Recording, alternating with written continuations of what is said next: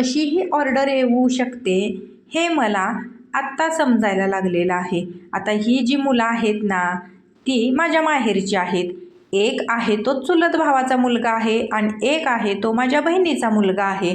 तर यांची ऑर्डर मला 4 किलोची होती. आता तुम्ही म्हणशीला तुझे रिलेटिव्ह आहेत आणि अशी कशी काय ऑर्डर, तर अशी तशी ऑर्डर नाही.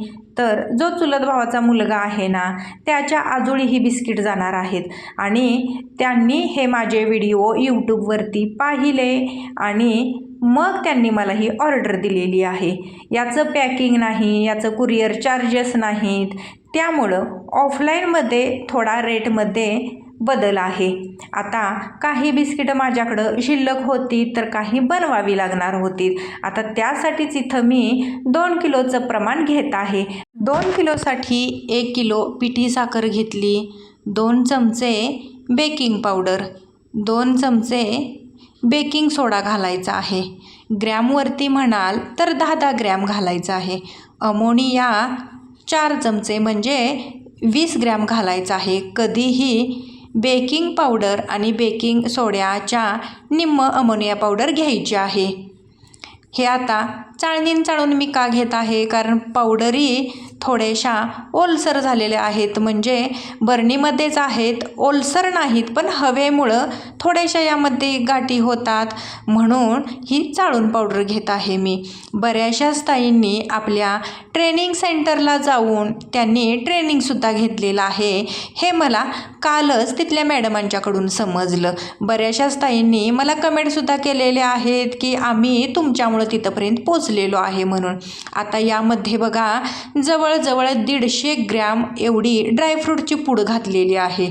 आता तुम्ही म्हणशीला हे एवढं पॅकिंगमध्ये का ठेवलेलं आहेस, तर लाईट गेलेली सकाळपासून, दुपारी 3 वाजता लाईट आली, हवेनं काही खराब व्हायला नको म्हणून मी असं पिशवीमध्ये पॅक करून ठेवलं. आता यामध्ये वेलची पूड, जायफळ, साखर घालून बारीक केलेलं होतं ते यामध्ये सगळं घातलेलं आहे. आता इथं 2 किलोसाठी 600 ग्रॅम एवढं तूप वापरायचं आहे. आता ही बिस्किटं ऑर्डरीसाठी जी आपण ऑनलाईन बिस्किटं बनवतो ना त्यामध्ये ड्रायफ्रूट पूड आपण घालत नाही.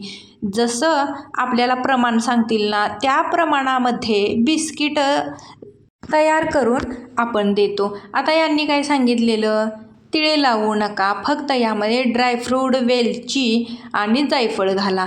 तर तेवढंच मी इथं घालूनसुद्धा घेतलं. आता यासाठी आपल्याला 1 लिटर दूध लागणार आहे. थोडं दूध आत्ता घालायचं, थोडं दूध नंतर घालायचं आहे. हे जे आपण दूध वापरतो ना या दुधाऐवजी इथं आपण मिल्क पावडरीचा वापर करू शकतो. म्हणजे जे आपले बेकरी प्रोडक्ट असतात ना तिथं दूध न वापरता मिल्क पावडरीचा वापर करतात. आणि एका ताईंनी मला कमेंट केलेली होती की बिस्किटामध्ये दूध वापरतात, हे मी कधी पाहिलेलं नाही किंवा ऐकलेलं नाही.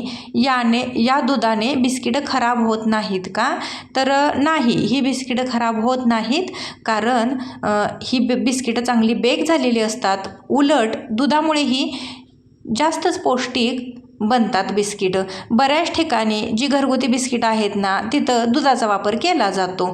तर ही आपली बिस्किट आहेत ही दुधातली पूर्णपणे होतात. यामध्ये मिल्क पावडरचा वापर केला जात नाही. आणि जी घरगुती बिस्किट आहेत ना, मीच नाही तर अशा कितीतरी घरगुती बिझनेस करणाऱ्या ज्या आपल्या ताई आहेत त्या सगळ्या दूध वापरतात.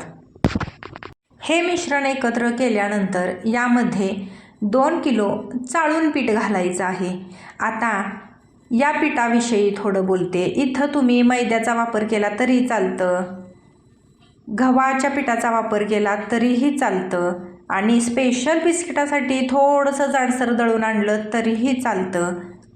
म्हणजे काय, बिस्किटं वेगवेगळ्या प्रकारे तयार होऊ शकतात, फक्त क्वालिटीमध्ये थोडा बदल होतो. चांगली क्वालिटी जर करायची असेल तुम्हाला तर थोडंसं जाड पीठ हे दळून आणावंच लागेल आणि बारीक चाळणीने ते चाळून घ्यायचं, म्हणजे त्यातील जो कोंडा असतो ना तो यामध्ये पडणार नाही. कोंडा जर पिठामध्ये पडला तर थोडं कचकच बिस्किटमध्ये लागेल, त्यामुळं कोंडा हा साईडला काढून घ्यायचा आहे. ज्या ताईंच्याकडं आपल्या ओव्हन नाही ना किंवा OTG नाही, त्या ताईंच्यासाठी सुद्धा लवकरच मैद्याची कस्टर्ड बिस्किटं कशी बनवायची हा व्हिडिओ स्पेशल बनवणार आहे.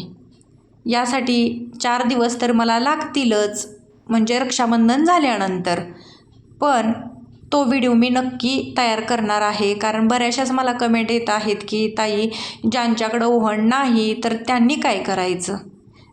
तुम्हाला जर अशी बिस्किटं शिकायची असतील तर मला कमेंटमध्ये सांगा, नक्कीच तुम्हाला तो व्हिडिओ देते.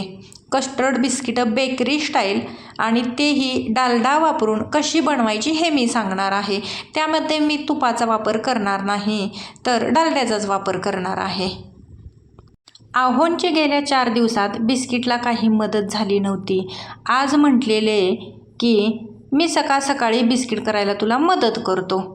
मग आम्ही 8 वाजताच बिस्किट बनवायची तयारी केली, पण लाईट गेली.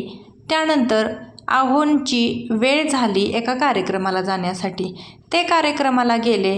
त्यानंतर ना मी 2 ते 3 तास निवांत आराम केला, कारण मी त्यांना कॉल केला आणि विचारलं की तुम्ही आल्याच्या नंतर आपण बिस्किटं बनवूया का, कारण आता 4-5 दिवस झालं मी एकटी बनवते, मला आता थोडा कंटाळा आलेला आहे. तर हे म्हटले हां ठीक आहे, मी आल्यानंतर थोडा मी आराम करणार आणि त्यानंतर बिस्किट बनवायची. त्यामुळंच 3 वाजलेले होते बिस्किट बनवायला. हे आराम करतच आहे तोपर्यंत सुरुवात केली मी बिस्किट बनवायला. आणि थोड्या वेळानंतर हे उठले आणि प्रेस करायला बिस्किटं त्यांनी सुरुवात केली. ऑपरेटर आणि प्रेस करायचं काम ना 1 नंबर करतात आणि बऱ्यापैकी माझं काम हलकं होतं, कारण सारखं उठावं लागत नाही आणि त्यामुळंच मी हँडग्लोव्ज घालत नाही बरं का. बऱ्याचशाच ताईंना असं वाटते की हँडग्लोव्ज मी वापरायला पाहिजे, पण हे बिस्किट मळायचं, गोळे बनवायचं, प्रेस करायचं, ओव्हनचं सुद्धा म्हणजे ऑपरेटरचं कामसुद्धा स्वतःला करावं लागतं. त्यामुळं इथं हँडग्लोव्ज हाताला घालून त्याचा उपयोग होत नाही. बऱ्याच ताईंनी माझ्या काळजीपोटी मला सांगितलेलं आहे, ताई तुमची ऑर्डर खूप वाढलेली आहे, तुम्ही आता मिक्सरच घ्या, तुम्हाला खूप याचा त्रास होत असेल, आम्ही घरकाम करतो तरीसुद्धा आमचे हात दुखतात, तर तुम्हाला ते बरं पडेल. तर माझं काय झालेलं आहे की मी बऱ्यापैकी महत्त्वाच्या ज्या आपल्या वस्तू आहेत किंवा कामं आहेत ती मी करून घेतलेली आहेत. त्यामुळे मिक्सर हा मी मागं ठेवलेला आहे, कारण मी मनाची तयारी केलेली होती की जी महत्त्वाची कामं आहेत ना तीच आपण करूया आणि जी स्वतः आपण कामं करू शकतो ते थोडंसं मागं ठेवूया म्हणून. कारण प्रत्येक गोष्ट ही नुसता बोलून करून होत नाही, तर पैशाचा सुद्धा तेवढाच विचार करावा लागतो. आता इथं बोलत तुमच्यासोबत गोळे तयार करत आहे. 18 ते 20 ग्रॅमचा एक गोळा तयार जर केला तर 120 बिस्किटं होतात आणि 14 ते 15 ग्रॅमचा एक गोळा तयार केला तर 150 बिस्किटं तयार होतात. ते आता स्वतःवरती डिपेंड असतं की बिस्किट लहान करायचं, मोठं करायचं, पातळ करायचं, हे स्वतःवर डिपेंड आहे. शिवाय पीठ हे थोडं पातळ असावं की घट्ट असावं, ते कसं असावं हे जर समजलं ना तर ते बिस्किट किती फुलणार किंवा किती त्याची जाडी होणार हे आपण ओळखू शकतो. जेव्हा मी एकटी असते ना तेव्हा बघा 1 किंवा 2 ट्रेमध्ये गोळे तयार करते, लगेच प्रेस करते आणि ट्रे साईडला सारते. कारण सगळे जर मी एका वेळेला 6 ट्रे बसतात, सगळे जर ट्रे मी गोळे करत बसले तर जेव्हा आपण प्रेस करतो ना तेव्हा व्यवस्थित प्रेस बिस्किट होत नाही, कारण ते वाऱ्यानं सुकलं जातं. त्यामुळं ताजे आहेत ना गोळे तोपर्यंतच गोळे हे प्रेस करायचे, म्हणजे त्याचा आकार आपला चांगला येतो. 2-3 ट्रे मी करून घेतले, तोपर्यंत आहोसुद्धा इथं मदतीला आले.